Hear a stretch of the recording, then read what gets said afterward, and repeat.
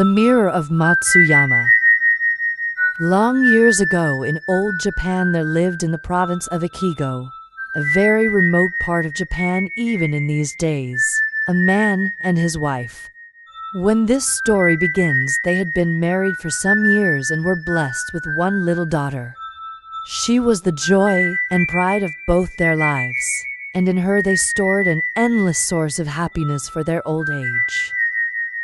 What golden letter days in their memory were these that had marked her growing up from babyhood.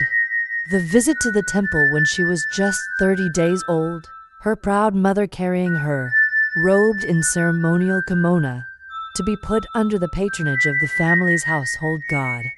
Then her first dolls festival, when her parents gave her a set of dolls and their miniature belongings to be added to as year succeeded year. And perhaps the most important occasion of all, on her third birthday, when her first obi broad brocade sash of scarlet and gold was tied round her small waist, a sign that she had crossed the threshold of girlhood and left infancy behind. Now that she was 7 years of age, and had learned to talk and to wait upon her parents in those several little ways so dear to the hearts of fond parents, their cup of happiness seemed full.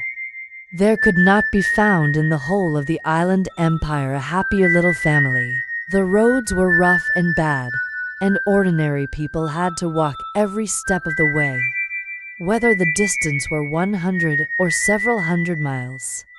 Indeed, in those days it was as great an undertaking to go up to the capital as it is for a Japanese to make a voyage to Europe now. So the wife was very anxious while she helped her husband get ready for the long journey, knowing what an arduous task lay before him.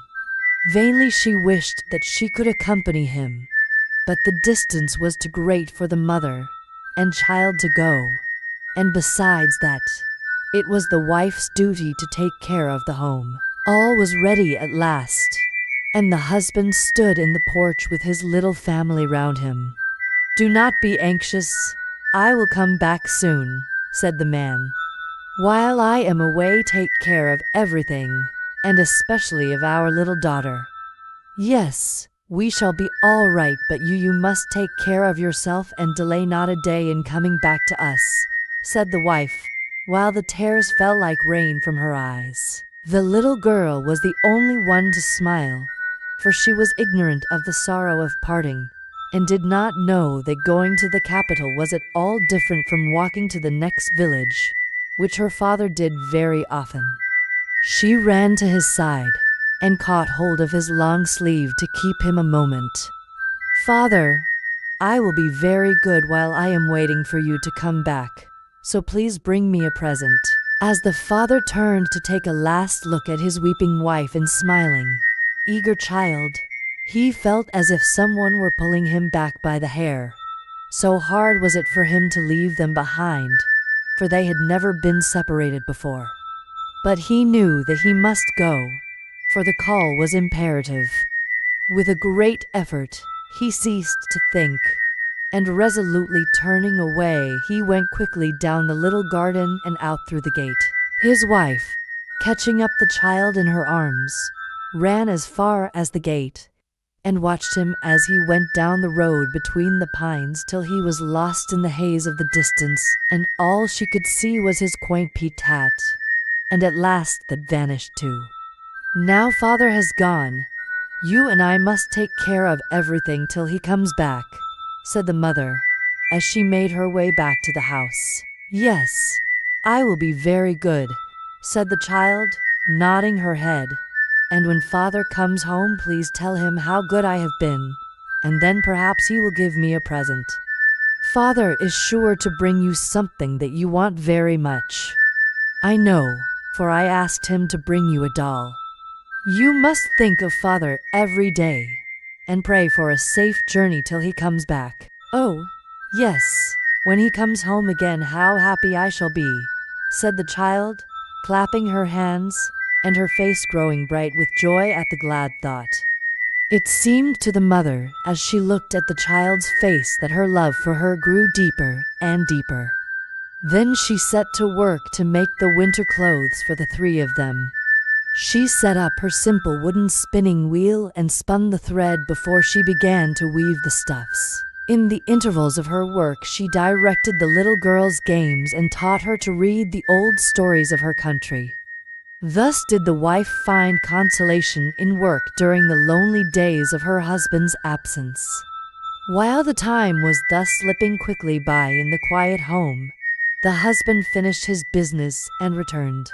It would have been difficult for anyone who did not know the man well to recognize him.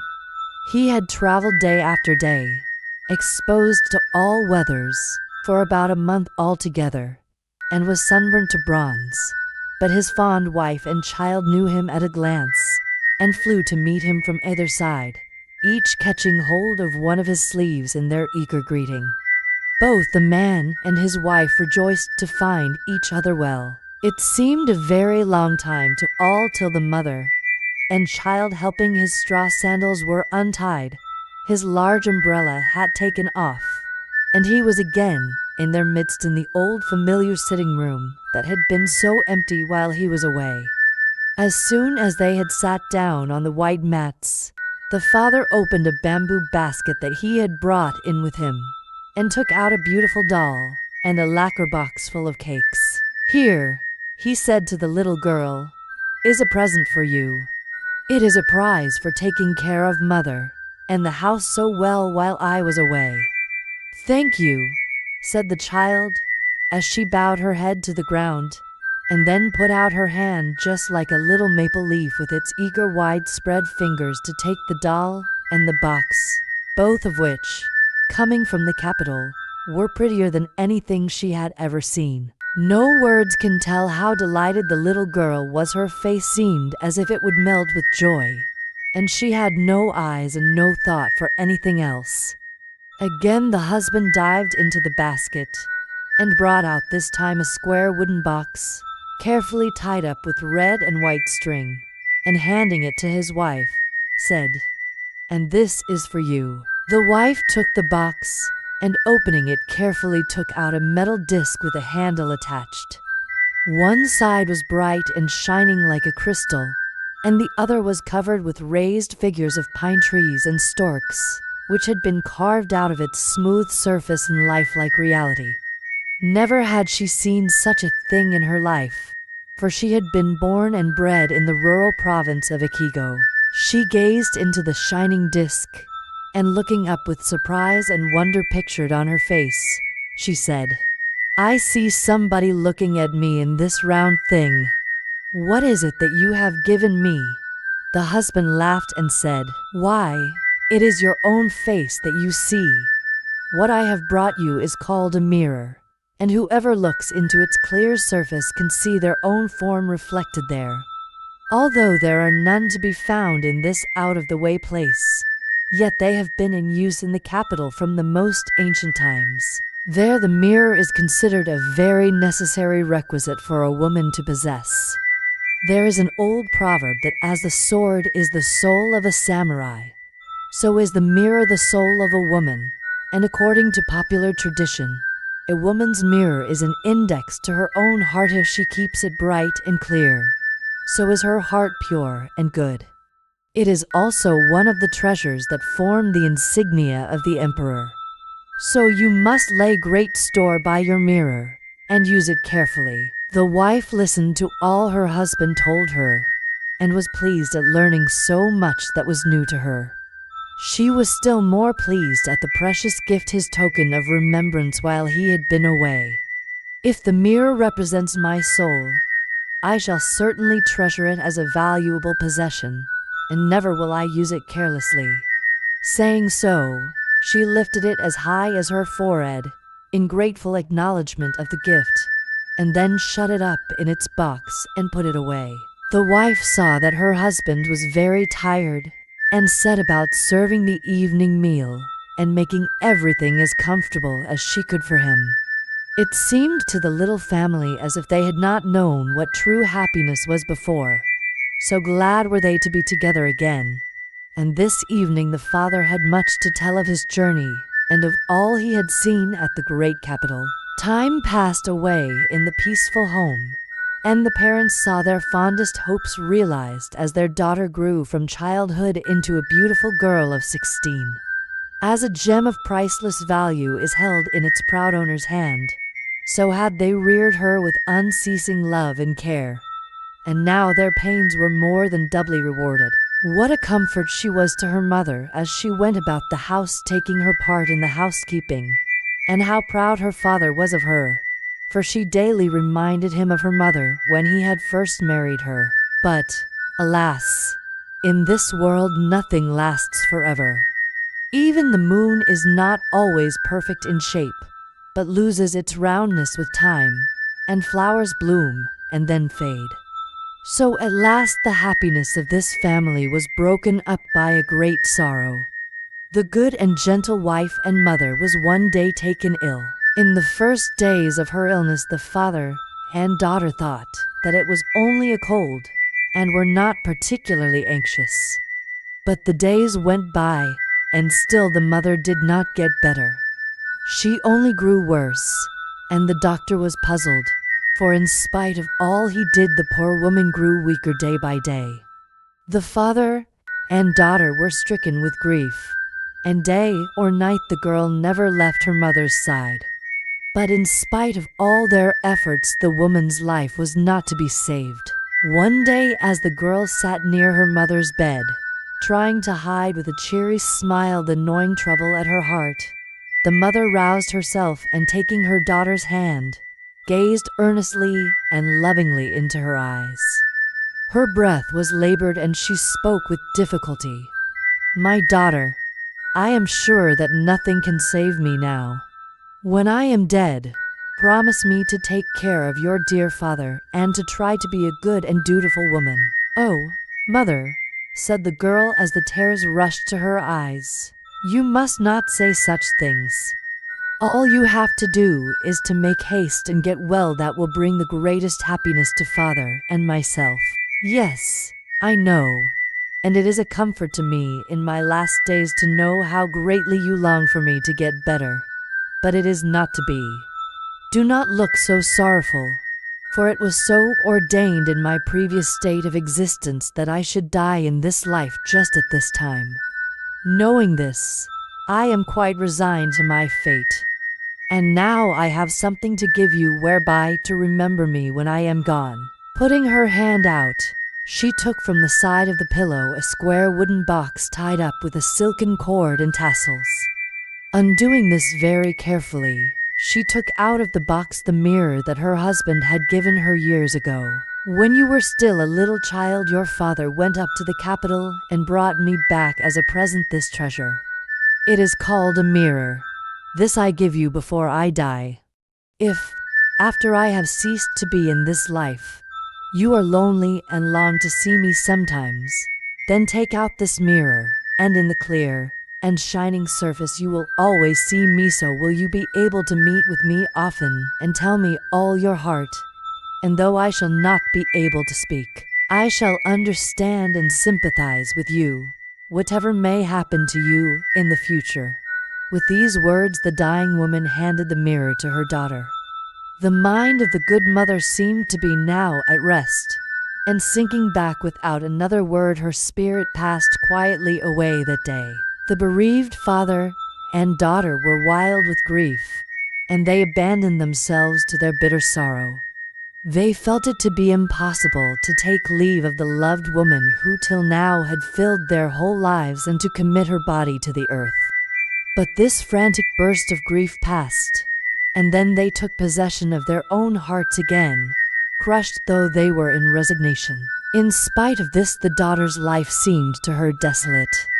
Her love for her dead mother did not grow less with time, and so keen was her remembrance that everything in daily life, even the falling of the rain and the blowing of the wind, reminded her of her mother's death and of all that they had loved and shared together.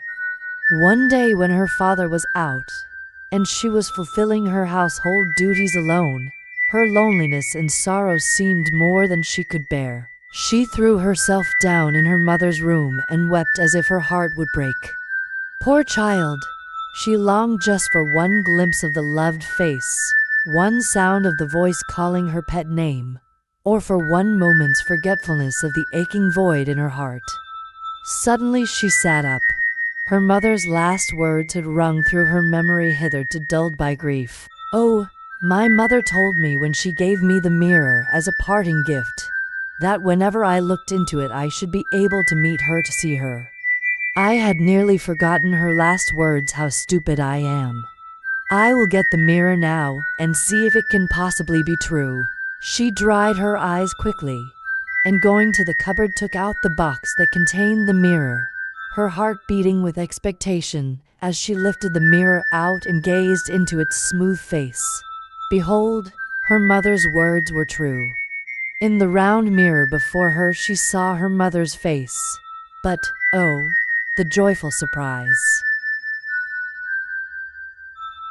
It was not her mother, thin and wasted by illness, but the young and beautiful woman as she remembered her far back in the days of her own earliest childhood. It seemed to the girl that the face in the mirror must soon speak, almost that she heard the voice of her mother telling her again to grow up a good woman and a dutiful daughter.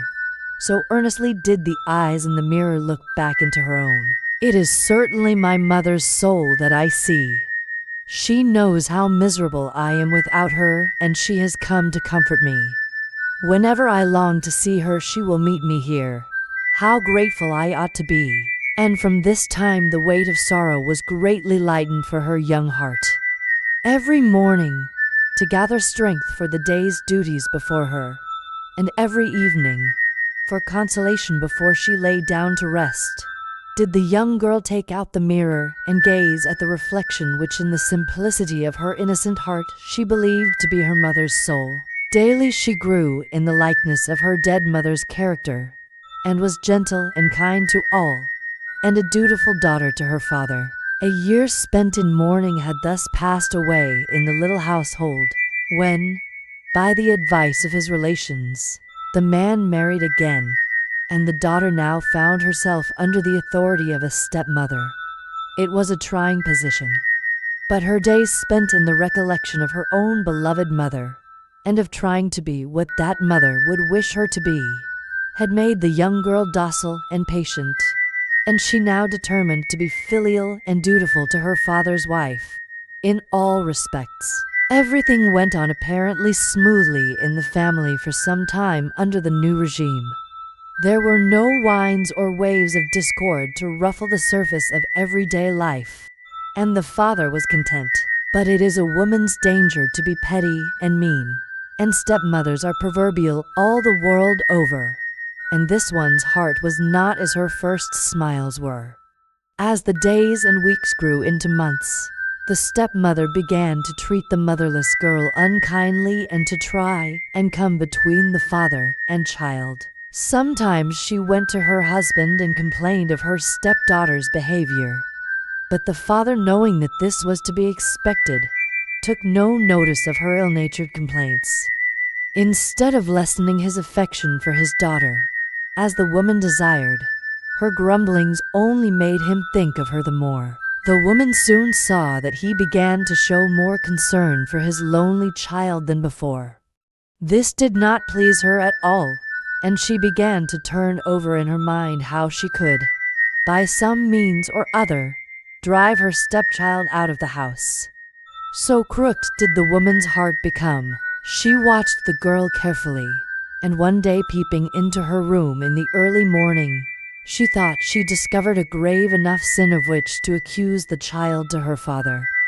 The woman herself was a little frightened too at what she had seen, so she went at once to her husband, and wiping away some false tears, she said in a sad voice, "Please give me permission to leave you today."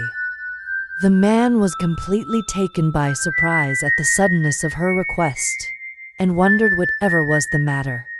"Do you find it so disagreeable," he asked, "in my house, that you can stay no longer?" "No, no. It has nothing to do with you. Even in my dreams I have never thought that I wished to leave your side. But if I go on living here I am in danger of losing my life. So I think it best for all concerned that you should allow me to go home." And the woman began to weep afresh. Her husband, distressed to see her so unhappy, and thinking that he could not have heard aright, said, "Tell me what you mean. How is your life in danger here?" "I will tell you since you ask me. Your daughter dislikes me as her stepmother. For some time past she has shut herself up in her room morning and evening, and looking in as I pass by. I am convinced that she has made an image of me and is trying to kill me by magic art, cursing me daily. It is not safe for me to stay here, such being the case. Indeed, indeed, I must go away. We cannot live under the same roof anymore." The husband listened to the dreadful tale, but he could not believe his gentle daughter guilty of such an evil act. He knew that by popular superstition people believed that one person could cause the gradual death of another by making an image of the hated one and cursing it daily. But where had his young daughter learned such knowledge? The thing was impossible. Yet he remembered having noticed that his daughter stayed much in her room of late and kept herself away from everyone, even when visitors came to the house. Putting this fact together with his wife's alarm, he thought that there might be something to account for the strange story. His heart was torn between doubting his wife and trusting his child, and he knew not what to do. He decided to go at once to his daughter and try to find out the truth. Comforting his wife and assuring her that her fears were groundless, he glided quietly to his daughter's room. The girl had for a long time past been very unhappy. She had tried by amiability and obedience to show her goodwill and to mollify the new wife, and to break down that wall of prejudice and misunderstanding that she knew generally stood between step-parents and their stepchildren. But she soon found that her efforts were in vain. The stepmother never trusted her, and seemed to misinterpret all her actions, and the poor child knew very well that she often carried unkind and untrue tales to her father. She could not help comparing her present unhappy condition with the time when her own mother was alive only a little more than a year ago. So great a change in this short time. Morning and evening she wept over the remembrance. Whenever she could she went to her room, and sliding the screens too, took out the mirror and gazed, as she thought, at her mother's face. It was the only comfort that she had in these wretched days. Her father found her occupied in this way. Pushing aside the fusama, he saw her bending over something or other very intently. Looking over her shoulder to see who was entering her room, the girl was surprised to see her father, for he generally sent for her when he wished to speak to her. She was also confused at being found looking at the mirror, for she had never told anyone of her mother's last promise, but had kept it as the sacred secret of her heart. So before turning to her father, she slipped the mirror into her long sleeve. Her father, noting her confusion and her act of hiding something, said in a severe manner, "Daughter, what are you doing here? And what is that you have hidden in your sleeve?" The girl was frightened by her father's severity. Never had he spoken to her in such a tone. Her confusion changed to apprehension, her color from scarlet to white. She sat dumb and shamefaced, unable to reply. Appearances were certainly against her. The young girl looked guilty, and the father, thinking that perhaps after all what his wife had told him was true, spoke angrily. "Then, is it really true that you are daily cursing your stepmother and praying for her death? Have you forgotten what I told you? That although she is your stepmother, you must be obedient and loyal to her. What evil spirit has taken possession of your heart that you should be so wicked? You have certainly changed, my daughter. What has made you so disobedient and unfaithful?" And the father's eyes filled with sudden tears to think that he should have to upbraid his daughter in this way. She on her part did not know what he meant, for she had never heard of the superstition that by praying over an image it is possible to cause the death of a hated person. But she saw that she must speak and clear herself somehow. She loved her father dearly and could not bear the idea of his anger. She put out her hand on his knee deprecatingly. "Father, father, do not say such dreadful things to me. I am still your obedient child. Indeed, I am. However stupid I may be, I should never be able to curse anyone who belonged to you, much less pray for the death of one you love. Surely someone has been telling you lies, and you are dazed, and you know not what you say, or some evil spirit has taken possession of your heart. As for me, I do not know, no, not so much as a dewdrop, of the evil thing of which you accuse me." But the father remembered that she had hidden something away when he first entered the room, and even this earnest protest did not satisfy him. He wished to clear up his doubts once for all.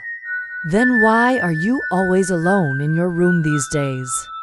And tell me, what is that you have hidden in your sleeve? Show it to me at once."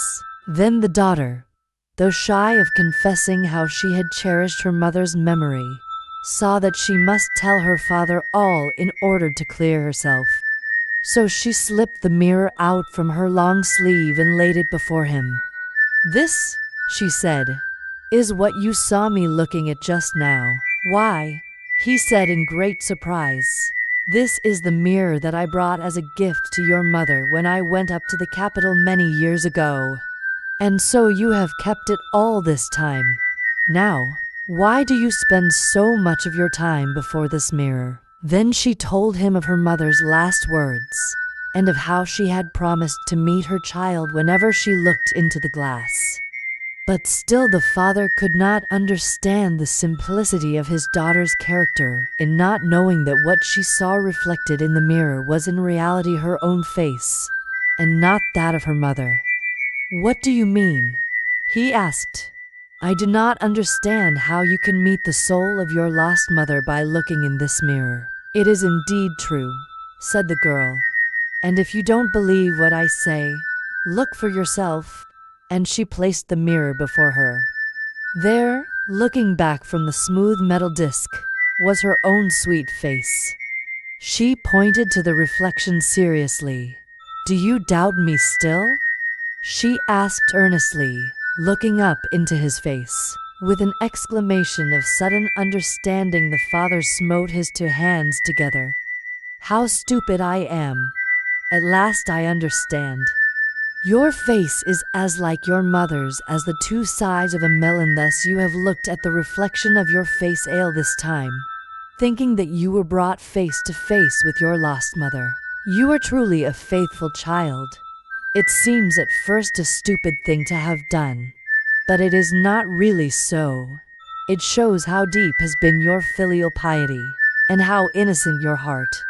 Living in constant remembrance of your lost mother has helped you to grow like her in character. How clever it was of her to tell you to do this. I admire and respect you, my daughter, and I am ashamed to think that for one instant I believed your suspicious stepmother's story and suspected you of evil, and came with the intention of scolding you severely, while all this time you have been so true and good.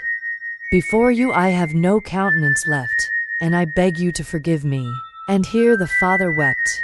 He thought of how lonely the poor girl must have been, and of all that she must have suffered under her stepmother's treatment. His daughter steadfastly keeping her faith and simplicity in the midst of such adverse circumstances, bearing all her troubles with so much patience and amiability, made him compare her to the lotus which rears its blossom of dazzling beauty out of the slime and mud of the moats and ponds, fitting emblem of a heart which keeps itself unsullied while passing through the world. The stepmother, anxious to know what would happen, had all this while been standing outside the room.